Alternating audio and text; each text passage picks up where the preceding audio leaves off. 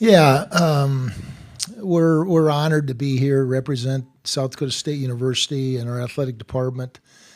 Really proud of our football team this year, and looking forward to a unique championship with our rival, North Dakota State.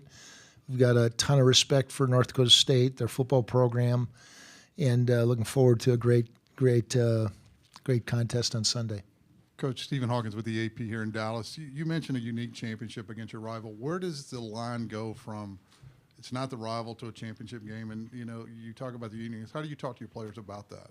Well, yeah, it's not the rivalry game. It's not the Dakota Marker game, which has a life of its own. Obviously, in Frisco, Texas, you're playing for the prize. And so what I meant there is it's against our rival, and I think that's a neat storyline. I think for both our programs, both our universities, and for the Missouri Valley Football Conference, I know they're excited. Let's go to the second row. And once again, just a reminder, too, please say your name and your affiliation when you start. Thank you. Go ahead. Coach Gene Clemens, The Athletic. You were here just not even 2 years ago. I know that you have a lot of players that are back from that team. Has that been something that's been talked about a lot in the circles as you've gotten ready for this? It has not. It was a totally different scenario in the spring. And the things that have been brought up, one by our players and one by me, specifically are this. We had one player that was his last game. His name's Preston Tetzlaff. He was scheduled to go to law school. And so that locker room for him, and our guys remember that emotion, that locker room for him was to the next level of disappointment and appreciation of the program. The other thing that I brought up is what did we take from the game? We stayed on the field and watched the trophy presentation. I don't know if other teams do that, but our players chose to do that.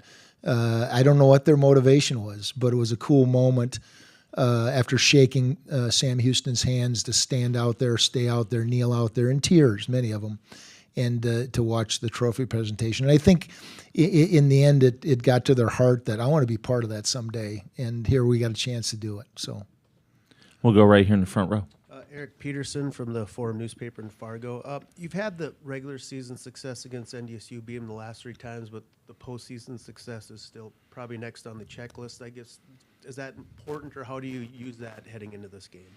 Our mental performance coach hit that hard, all right, and challenged our guys. Now, the playoff stuff has been in Fargo, so a different environment, and that's a tough environment for the visiting team. Ideally, this will be an environment where there's truly 2 home teams that will impact either side of the ball or either team. And so, but our mental performance coach, Chris Crack, talked about their record and our record and kind of challenged our guys. And the second one, just Tucker Kraft. I know you mentioned him turning down some NIL money. Just speak to that again and just the value of having a pro prospect like that at tight end. Yeah, I think in Tucker's situation, there's a lot of lessons, a lot of stories there that will be shared. Tucker's small town, South Dakota, Timberlake, South Dakota, and has had a great career at South Dakota State and had an opportunity to go on and whether I like to say it or not, make a lot of money in NIL at other schools, and he chose to be loyal. He chose to stay committed to South Dakota State football. And so when those things come up in the future, I know we'll point to Tucker and say, look what he did, and he still had an opportunity in the NFL. Tucker's a great teammate and has a bright future in football. Let's go back third row. Coach Craig Haley from Stats Perform. How you doing? Super, Craig. Similar to what Eric Peterson just asked, head-to-head against the Bison, during their dynasty, you're the one program that has broken through head-to-head with the results. Why is that, and what's working right for you? It goes back to 2004. Prior to 2004, look at the record. It wasn't like that. In 2004, both our programs drew a line in the sand, stepped over it, and said, "Let's go Division I. Let's go to Division I together." And I'm sure you've heard the stories of us meeting on the border and looking at a true border marker that was planted in the ground to separate South Dakota and North Dakota. And for a brief second, I think we looked at each other and honestly said we need each other. Now, I don't think that's the case now, but that started it, and our guys have responded, and they've been, as we know, Division II, Division I.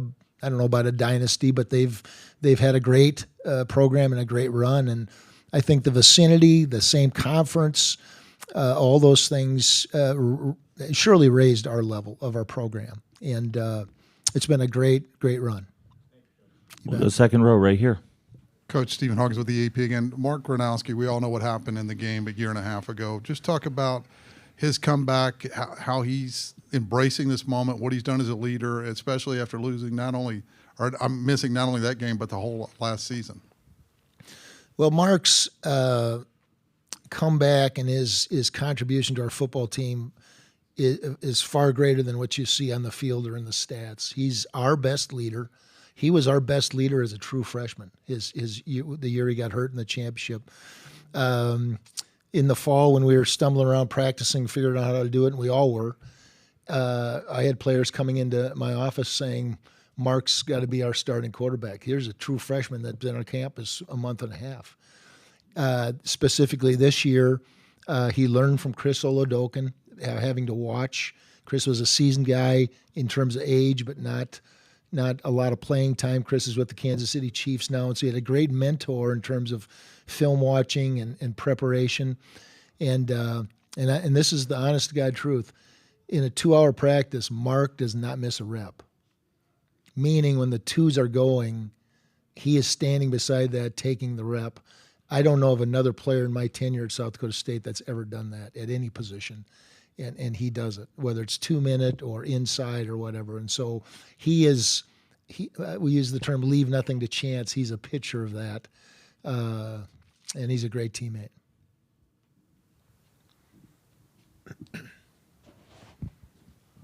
We'll keep it right in the second row. Coach Gene Clemens, the Athletic again. I coach, and I know after a season, 2, 3, 4 years in, I feel exhausted. You've been at this thing for longer than many people. Some people in here have been alive. Like, how have you been able to maintain the level of juice and change with the times that have allowed you to bring your team to this level? Well, you should maybe ask our players if I have been able to do that, right? That's, you know what? I am certain God made me to be a coach. And so there's some accountability to that assignment in life.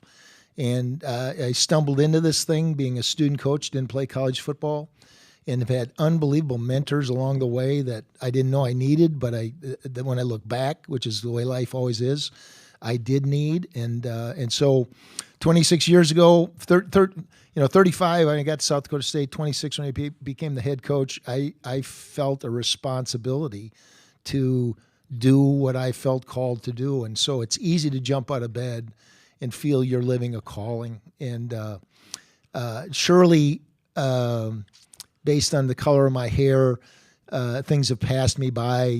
They tell me I'm drippy, and I'm not sure what that means. And I think it's droopy. They said I look good in my clothes. But it's what a motivation that is to be around young men like that, and the type of guy both of us have in our program. It's just it's motivating. It really is. But that's an interesting question. Thanks. Let's go second row over on the far side, Coach. Derek Hansen, KFGO Radio in Fargo. Obviously, the first meeting, the second half was very good for you. I mean, how much you look at film and how much different do you think NDSU looks? I mean, do you see them a little differently as their December playoff mode is going on here? Well, I think without the Lipke, I'm not sure I'm pronouncing his name correct, but without him, they're a little different. They've always had a guy like that, and to me, he is the best at doing all those things they used him at, whether it's tight end, fullback, tailback. And so they're without him personnel-wise.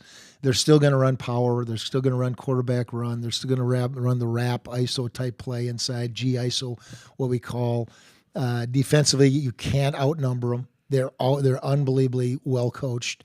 And so you got to beat them. You can't outsmart them. And they don't give you the same look. So other than the few guys they're missing, I don't think they're any different. They are the best coach team we faced, and the Missouri Valley's got great coaches. So we're looking forward to the challenge.